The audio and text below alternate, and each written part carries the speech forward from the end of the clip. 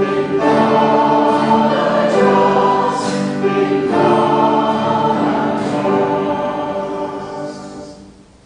the words of my mouth and the meditation of my heart be always acceptable to you, O Lord, my rock and my redeemer. Amen. Amen. Please be seated. Today's gospel reading is kind of a doozy. It comes from Matthew's chapter 25, and it is a long chapter in the gospel. And it is the last chapter before Jesus will turn toward his passion, toward the cross. He had a lot to say, and not a lot of time to say it. Chapter 25 began with these words, "The kingdom of heaven will be like this." And then Jesus begins to tell us stories, metaphors that are meant to give us a glimpse into God's vision. We heard the first story last week. There were 10 bridesmaids. 5 of them were prepared for the arrival of the bridegroom. 5 were not. And today, another metaphor. A business person was going on a trip. He summoned 3 workers and entrusted all of his property to them. The businessman knew his workers really well. He did not apportion his property equally. He apportioned according to their abilities to manage. To the one he thought was the most capable, he gave 65% of his stuff. To the second, he entrusted 25%. And to the third, 10%.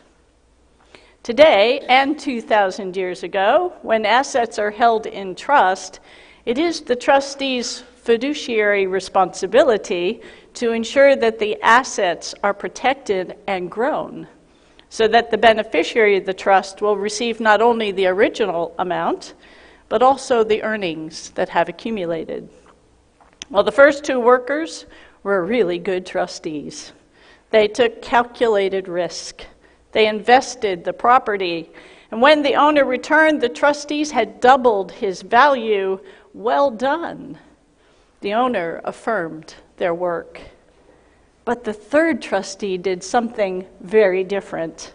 He was paralyzed by fear of losing the 10%, and what that might mean for him if he lost it. With all that had been given to him, he did nothing. Fear is a powerful emotion. I was born into a musical family, but when I decided to become an accountant, I stopped playing the organ and the trombone, and I stopped singing. For the next 45 years, the only time I sang was when I was sitting in a pew. There just wasn't a lot of opportunity to sing in an accounting firm.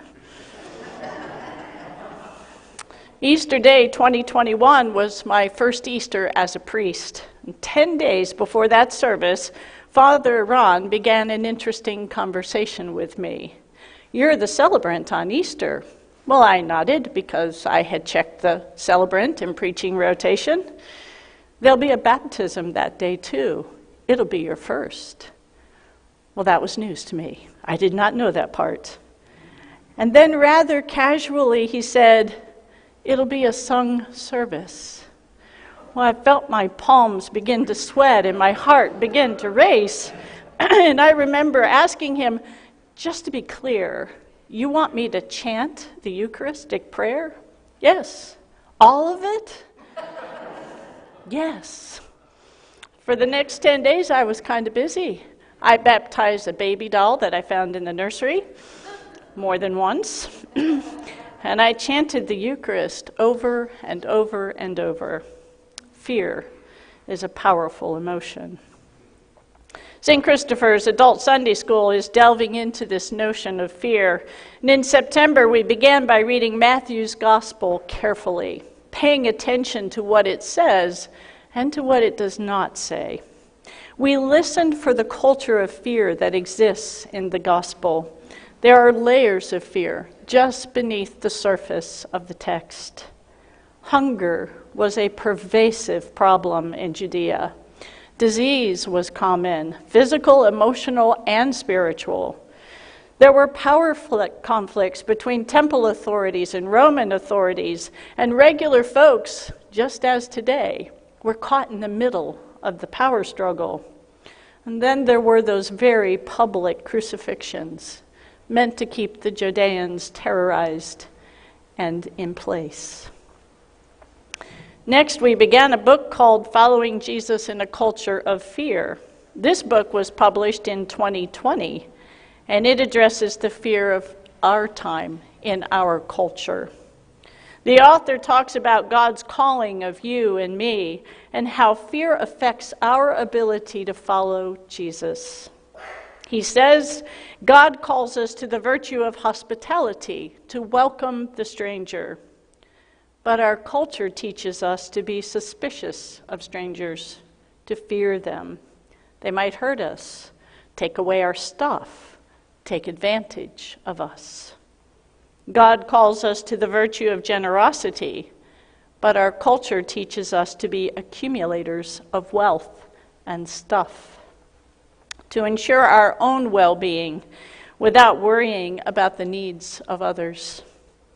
Fear is a powerful emotion. When fear draws us away from God's calling in our lives, fear is a vice. And I wonder if that is the point of Jesus' story today. On Easter of 2021, I walked to the table with a million butterflies going around inside of me, and the organist played the opening tone. I looked at all the people who had gathered that morning to worship after a long desert from COVID. All of us were hungry for this moment. It didn't matter how well I would sing. It wasn't about that at all. And so I drew in my breath and I took the leap. The Lord be with you. And also with you. And that is exactly what happened that morning. In that one moment, all of my fear evaporated. It was swallowed up in the joy of sharing the Holy Eucharist together again. Today, our Bishops' Committee, or Vestry, will meet to discuss our 2024 proposed budget. The staff and the Finance Committee have been working on that budget since August. The budget reflects the giving all of us have pledged for the next year. It reflects the continuation of every program we have begun, and it leaves space for those things we imagine for next year. It reflects our hope for our congregation. It reflects our sweat and our labor. It reflects our hospitality, our willingness to welcome the stranger. And it reflects our generosity, our calling to serve God's people in this place and this time.